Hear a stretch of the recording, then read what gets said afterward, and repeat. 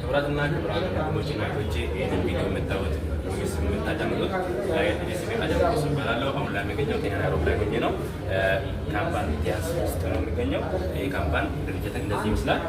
እንደምታዩት ካምፓኒ የሚያመርተው ካምፓኒዎች የኛ ካምፓኒ የሚያመርተው መድኃኒቶች አሉ። እነዚህ መድኃኒቶችን ለማየት ትችላላችሁ። ቢሮችን እንደዚህ ይመስላል ማለት ነው።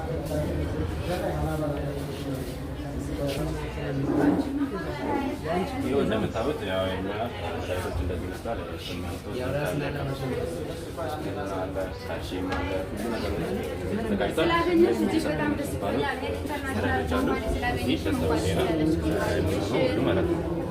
የሰው ኮሚሽን ሰርቶ እንደዚህ ነው ይመስላል። የኮሚሽናችን የምንከፍለው እዚህ ጋር ነው።